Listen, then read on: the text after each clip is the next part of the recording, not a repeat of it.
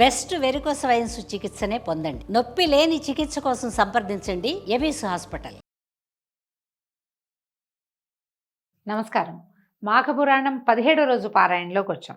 కప్ప రూపాన్ని వదిలిన మునికన్యక లాంటి స్వరూపంలో ఉన్న ఆమె తన కథని గౌతమ మహర్షికి తెలియజేస్తోంది. ఈ కథని మనము వశిష్ఠ మహర్షి ద్వారా దిలీప మహారాజు వింటున్న కథగా చెప్పుకుంటున్నాము. అయితే ఈ అమ్మాయి ఏం చెప్తుందట ఆ స్త్రీ, ఓ మహర్షి, మాది గోదావరి నదీ తీరాన ఉన్న ఒక కుగ్రామం. నా తండ్రి పేరు హరిశర్మ, నా పేరు మంజుల. మాది సద్బ్రాహ్మణ వంశం. మా నాన్న సదాచార సంపన్నుడు. నన్ను కావేరీ నదీ తీరం నందున్న జ్ఞానానందుడు అనే వానికి ఇచ్చి పెళ్లి చేశాడు. నా భర్త వేదాంగ కోవిదుడు, మహాజ్ఞాని. పెళ్లి కాగానే నన్ను అత్తవారింటికి పంపించారు. మా కాపురం 3 పువ్వులు 6 కాయలుగా సుఖంగా గడిచిపోతోంది. ఇంతలో మాఘమాసం ప్రవేశించింది. అంతటి నా భర్త మంజుల మాఘమాసం ప్రవేశించింది. ఇది అత్యంత పుణ్యమాసము. పవిత్రమైన ఈ కాలాన్ని మనం దుర్వినియోగపరచవద్దు. నా బాల్యం నుంచి ఈ మాఘమాసంలో క్రమం తప్పకుండా మాఘస్నానాలు చేసి పూజా విధానాలు చేస్తూనే ఉన్నాను. కాబట్టి మన ఇద్దరము ఈ మాఘస్నానాల్ని తప్పకుండా చేయవలసిందే. ప్రతిదినము కావేరీ నదిలో స్నానం చేసి పూజలు చేయి. ఈ నెల రోజులు ప్రతిదినము ప్రాతకాలమందే లేచి కాలకృత్యాలు తీర్చుకొని సూర్యోదయం అవుతుండగా నదిలో స్నానం చేద్దాము. నది వద్దనే శ్రీ మహావిష్ణువు యొక్క ప్రతిమను, లక్ష్మీనారాయణుల యొక్క ప్రతిమను ఉంచి పూజ చేద్దాము. ధూపదీప నైవేద్యాదులతో, సుగంధ పరిమళ ద్రవ్యాలతోనూ, పుష్పాక్షతలతోనూ, మిక్కిలి భక్తి శ్రద్ధలతోనూ పూజించి నైవేద్యం ఇచ్చి నమస్కరించి వద్దాము. తులసి తీర్థాన్ని పుచ్చుకొని పవిత్రులమవుదాం.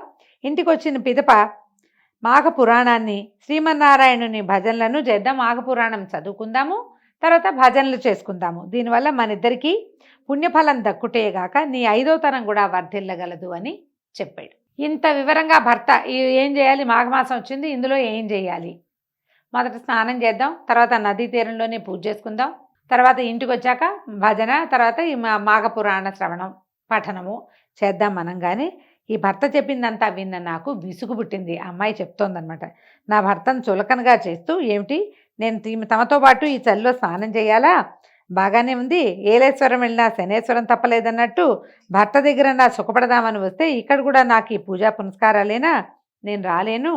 పుణ్యం మాట దేవుడెరుగు. ఈ మాఘమాసం అంతా చలి విపరీతంగా ఉంటుంది.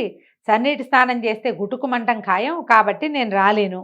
అయినా ఎందుకు వచ్చింది ఈ పూజలు పునస్కారాలు, వీటి వల్ల ధన నష్టం సమయ నష్టం తప్పిస్తే ఒరిగేదేమీ లేదు. కాబట్టి నా మాట విని నీ అభిప్రాయాన్ని మార్చుకో. సుఖంగా ఉన్న ప్రాణాన్ని దుఃఖాన్ని ఎందుకు పెట్టుకుంటావు అంటూ హీనంగా మాట్లాడాను. నా భర్త కడు శాంత స్వభావుడు, అంచేత నేను హద్దు మీరటం సహజం కదా అంటే ఆయన శాంతంగా ఉంటాడు. ఈ అమ్మాయి గైమని గొంతేసుకుని పడిపోతుంది అనమాట. సరే, దీంతో అంత శాంత స్వభావుడు ఆగ్రహించి, నా భర్త ఒసే పాపాత్మురాల, సద్బ్రాహ్మణ కుటుంబం నుంచి వచ్చిన నీవు నా వంశాన్ని ఉద్ధరిస్తావనుకున్నాను. నువ్వు ఇలాంటి మూర్ఖురాలు అనుకోలేదు. దైవద్వేషం అని తెలిస్తే నేను అసలు పెళ్ళే చేసుకునేవాడిని కాదు. నువ్వు ఇంకా నాతో ఉండద్దు. దైవాన్ని దూషించే వారికి నా ఇంట్లో స్థానం లేదు. పో. మాఘమాస వ్రతం నీకంత హీనంగా కనపడిందా? నీ పాపం నిన్ను శిక్షించక మాందు. భర్తనే గౌరవం లేకుండా ప్రవర్తించిన నీవు కృష్ణానదీ తీరమందు రావి చెట్టు త్వరలో మండూకమైపోవద్దు కావక అని శపించాడు. ఆయన పరమశాంత స్వభావుడు. అప్పటి వరకు ఆవిడది ఆడిందాట పాడింది పాటగా నడుస్తుంది.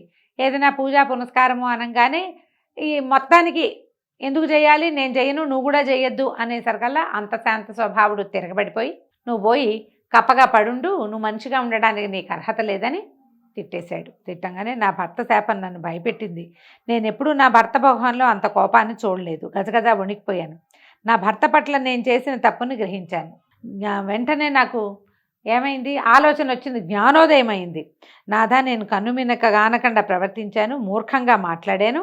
నా తప్పు మన్నించి నాకు శాప విముక్తిని ప్రసాదించండి స్వామి. నేను పశ్చాత్తాపంతో పరితపించిపోతున్నాను కనుక నా యందు దయించి మరలా మిమ్మల్ని ఎట్లా కలుసుకోగలను సెలవియ్యండి. అంటే ఇప్పుడు కప్ప అయిపోయింది, ఎంతకాలం ఇలా జీవించాలి, మళ్ళీ భర్తను ఎప్పుడు చేరతాను అని ఏడ్చి పరిపరి విధాలుగా నా భర్తని ప్రార్థించాను. కొంతసేపటికి శాంతించిన నా భర్త, మంజుల, శాపాన్ని వెనక్కి తీసుకోవడం సాధ్యపడదు కనుక శాప విమోచనానికి మార్గం చెప్తాను విను. ఉత్తముడైన గౌతమ మహర్షి తన శిష్యగణంతో పుణ్యతీర్థాలలో స్నానమాచరిస్తూ కొంతకాలానికి మాఘమాసంలో కృష్ణానదీ తీరాన్ని చేరుతారు. నువ్వు ఉన్న ఆ చెట్టు కింద, నువ్వు ఏ చెట్టు కింద త్వరలో ఉంటావో అక్కడ మాఘమాస వ్రతాన్ని పూజల్ని చేస్తారు. అప్పుడు నువ్వు ఆయన దర్శిస్తే నీకు శాప విముక్తి కలుగుతుంది అని నా యొక్క శాప విమోచనాన్ని సూచించారు. కావున నేను ఈనాడు మిమ్మల్ని దర్శించిన వెంటనే నా మండూక రూపం అంటే కప్ప రూపం పోయి స్త్రీగా మారాను. నా భర్త చెప్పడం వల్ల మిమ్మల్ని గౌతమ మహర్షిగా భావించాను, నన్ను దీవించండి అని నమస్కారాలు చేసిందట. అంత గౌతమ మహర్షి అన్నాడు, బాలిక, నీ భర్తయు చిరకాలం జీవించి హరినామ సంకీర్తన చేస్తూ మృతి చెందాడు. హరినామ సంకీర్తనలతోనూ మాఘమాస వ్రత ప్రభావం వలను ఇప్పుడు నీ భర్త స్వర్గలోకంలో సుఖాలు అనుభవిస్తున్నాడు. నీ భర్త మాట వినందుకు నువ్వంత కష్టపడ్డావో చూసావు కదా. ఈ మాఘమాసం అత్యంత పుణ్యప్రదమైంది కాబట్టి నువ్వు మాఘమాస వ్రతాన్ని చేస్తూ నిత్యము నదిలో స్నానమాచరించి భక్తి శ్రద్ధలతో భగవంతుణ్ణి ఆరాధించు. నీకు శుభం చేకూరగలదు. అనంతి కాలంలోనే నువ్వు ఈ వ్రత ప్రభావం వల్ల నీ పతిని చేరగలవు. నీ పూర్వజన్మ సుకృతం వల్లను దైవ నిర్ణయం వల్లను నీవిప్పటికి నన్ను దర్శించగలిగావు. ఇప్పటికైనా మించిపోయింది లేదు. నిత్యము శ్రీమన్నారాయణుని సేవలో తరించుము. ప్రతిరోజు ప్రాతకాలాన్ని నిద్రలేచి కాలకృత్యాలు తీర్చుకొని నదికి పోయి స్నానం ఆచరించి శ్రీ మహావిష్ణువుని పూజించు. త్వరలోనే నీకు విష్ణు సాహిత్యం సిద్ధించగలదు. అంటే ఈ భర్త ఏమో మరణించాడు, ఈ అమ్మాయికి శాప విమోచనం అయింది. ఇప్పుడు వెళ్ళి చేరడానికి భర్త లేడక్కడ. ఇప్పుడు ఏం చేయాలి? భగవత్ సేవలో కాలక్షేపం చెయ్యి. ఏ మాఘమాసాన్ని అయితే నువ్వు అవజ్ఞగా మాట్లాడి ఈ స్వరూపాన్ని తెచ్చుకొని ఇంతకాలం భర్త సేవకి దూరం అయ్యావో అది నీకు మళ్ళీ లభించాలంటే మళ్ళీ కొంతకాలం నువ్వు ఇక్కడ జీవించి ఉన్నందుకు భగవంతుని సేవించి అంత్యకాలం తర్వాత మళ్ళీ నువ్వు భగవంతుని చేరతావు. అక్కడ నీ భర్తని నువ్వు చేరతావు అని సెలవిచ్చాడు. ఎవరైనా ఈ మాఘమాసంలో చెప్పిన ప్రకారం వ్రతం కనుక ఆచరిస్తే వారి సర్వపాపాలు హరించిపోతాయి.